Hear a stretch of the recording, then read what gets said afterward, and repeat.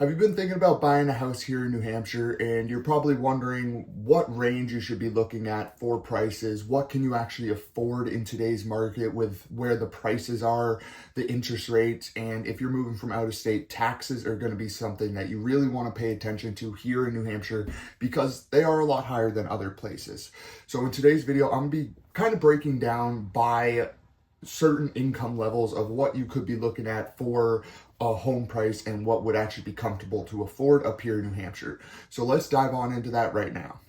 Hi, and welcome to my channel. My name is Shane Moynihan. I'm a local real estate agent and investor based right out of Keene, New Hampshire here. And if you're looking to buy, sell, or invest, feel free to reach out to me, or down below in the description, I have a link right to my calendar that you can book a free 30-minute call. We can get on there, talk about your real estate needs, what you're looking to do, if you're looking to move to New Hampshire, if you just have questions about the New Hampshire real estate market, I'd be happy to connect and help you answer those questions. So in this video, let's dive right into kind of what you can actually afford if you're looking to move to New Hampshire, or maybe you already live in New Hampshire, but you just want to see what you can afford to buy in New Hampshire. All right, so right out of the bat, I'm going to preface this video a little bit. I am not a lender. I'm just a real estate agent, but of course I help people buy houses every day. So I understand kind of the affordability side of things. For actual numbers though, you're gonna want to get a pre-approval, go to a lender, actually have them run your credit, see what you can afford with all your specifics. But right now, we're gonna just talk about how do you even set a budget really? Like what are the lenders going to be looking at when you go to apply and get a pre-approval for a house? Well, the first thing, of course, is going to be your income, what you actually make per month. And what they're going to base a lot of this off is called DTI, debt to income ratio. So you'll hear that a decent amount. With your income, most lenders are going to want your total housing payment between 28 to 31% of your total income. Now that includes the mortgage, taxes, and insurance. So that's a lot adding up into this payment to become under 31% or less of your income. So you want to actually make sure either you're making a decent amount or your household is, because of course they'll take into the household. But the next is going to be your debt. So that's what the lender is going to look at for this debt to income ratio, because they want to see first, how much do you actually make per month? Then what are your actual debt obligations per month? Now, the things that really go into this are going to be like car payments, student loans, credit cards, and all these are going to affect how much you can actually borrow for a house. Now, the one out of those three that I like to point out is credit cards. They really do matter. I believe that you should not carry a credit balance because the interest rates are so crazy that you shouldn't be paying that. But if you do have a credit balance, the lender's going to be looking at the minimum monthly payment on those towards your debt to income ratio. So that's one thing to keep in mind. Also, really quickly, I like to touch on is car payments. If you're really close to closing out a car loan, maybe you only have a couple thousand left on it, I would highly suggest getting that paid off, deleting that monthly payment altogether, because it might feel like a negligible $300 car payment a month. That doesn't sound like much, but when lenders look at it, that could affect what your purchasing power is by 50, 60,000. If you have a big car payment that's $600 a month, that could be almost like $100,000 in buying power when you're going to search for a house that's getting taken off because you still have that car payment. Just something, some people can't do anything about it, they need it. But if you only have a few grand left, you can clear that up before buying a house. It's something to definitely look into. Now, the third thing, of course, is going to be mortgage rates that you're going to want to take into account to look at how much you can afford. Right now, they're sitting around 6 to 7%, kind of the high sixes. You can get them in the mid or low sixes is if you're going like FHA, but most of them are going to be in the mid sixes. Now, this does affect a lot of buying power if last time you went to get pre-approved to look at a house was back when rates were 3%, because rates have over doubled. So that's going to affect what you can actually purchase a lot. So if you haven't looked at what you can purchase in a while, you haven't got pre-approved in a couple of years, you do want to check that out to see if it even makes sense right now, because they're higher. They're not that high, but they're higher than they were. And if you're waiting for them to come back down to 3-4%, you're probably going to be waiting a while, because nothing is really showing that it's going to go down that much.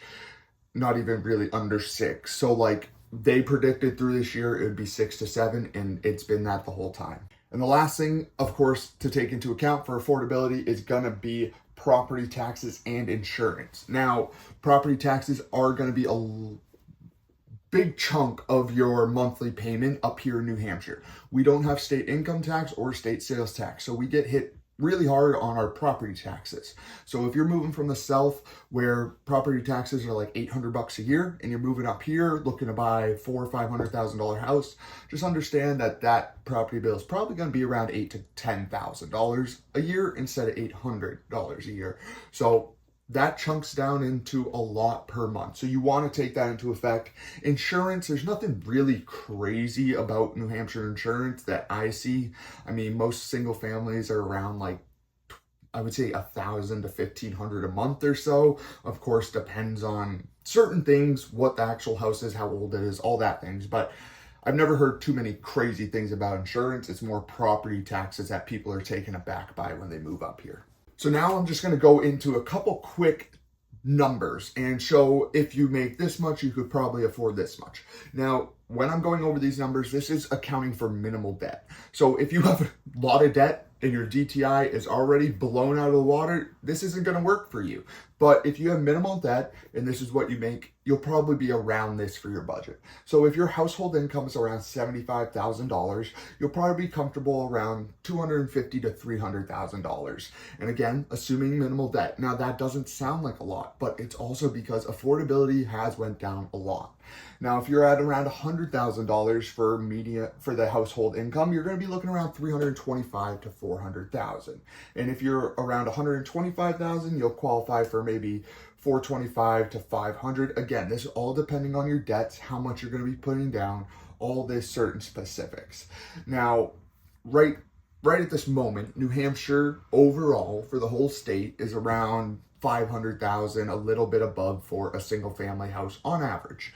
Now, if you go over here to Cheshire County, where Keene is located, ours is right about $380,000. So it is more affordable on this side of the state. Of course, you're not going to see as big as cities over here, but there still is everything you need in Keene. I've lived here 6 years and I really enjoy it.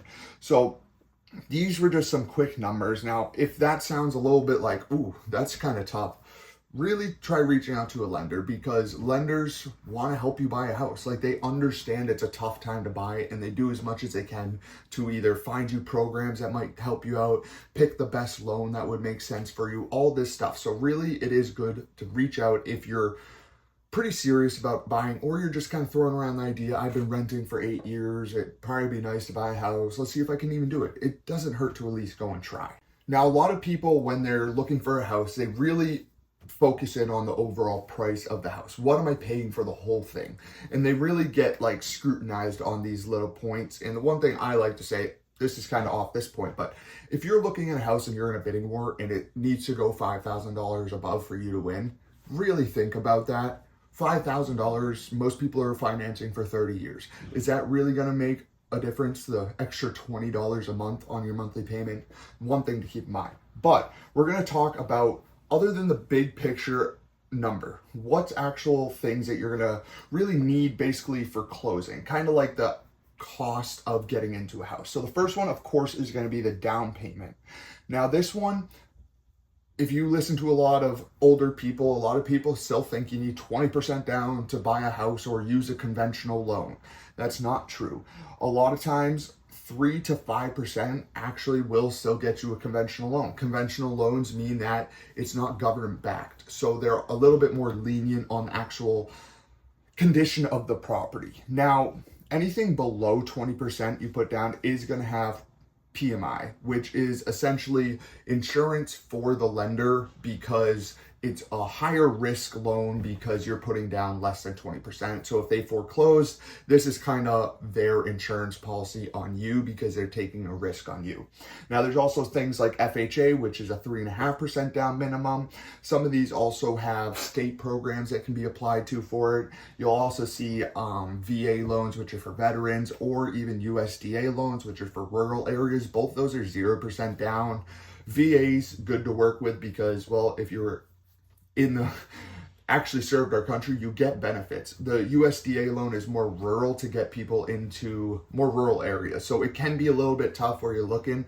Luckily in Cheshire County, most places other than Keene are considered rural. Personally, I've never used one, but I've seen them happen sometimes. They're just not that popular. So that's the down payment. Then you got what people kind of confuse with the down payment, and that's closing costs. So the down payment is what you're putting down on the house to get your loan, essentially. The closing costs are the costs associated with actually closing on the property and transferring the title of ownership from the seller to you as the buyer. Now, those are going to be around 1 to 3% of the actual purchase price of the property. And these will include things like lender fees, title fees. If taxes were in there and you had to prorate taxes, you usually have to pay for your first year of insurance at closing. If you have to pay your agent, now sometimes the seller will still pay, other times buyers have to pay. So that could be in there. These are all things you want to take into account. And there could be some hidden costs. And one thing you definitely want to take into account while looking at your overall budget, again, if you're moving from out of state, you want to know kind of what the utilities are, because utilities can get a little bit high depending on the situation. If you have an older house luckily these windows are updated, but if you have an older house with outdated windows and you're trying to make it through the winter with an older boiler, you're going to be sucking down a lot of oil. So you want to make sure you're taking into this cost of actually running your house and keeping it habitable. So those are kind of like all the costs associated with it. Now, of course, these are all going to be really specific on you. So just because I'm going over numbers, it's always good to actually talk to a lender yourself or reach out to me. I have that linked below in the description, and we can kind of talk more in depth about your actual personal situation.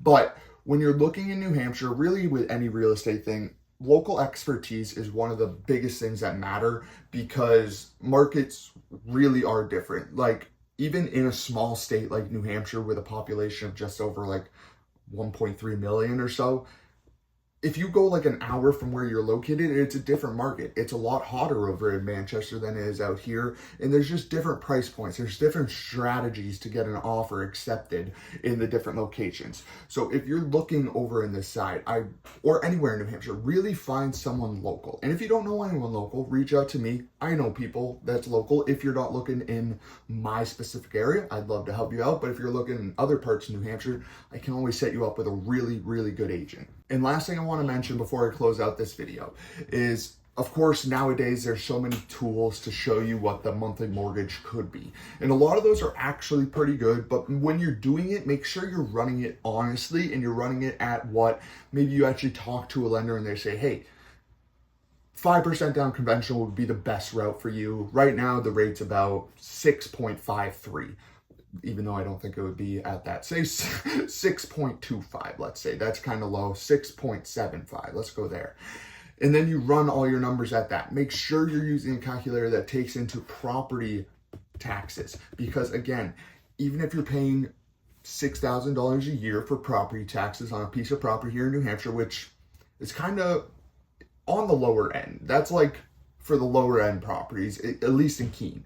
That's $500 per month you're paying in property taxes.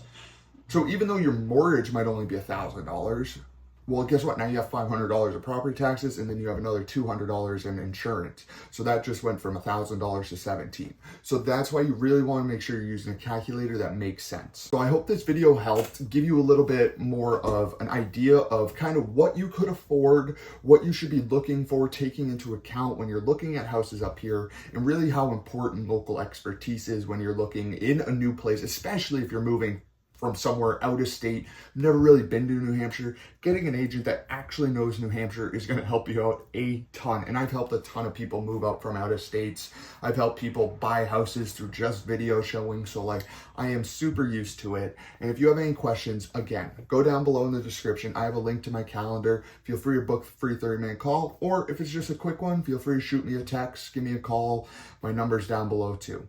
So without further ado, I hope you enjoyed this video. If you did, hit a like and subscribe button. I'll catch you guys next week with another one.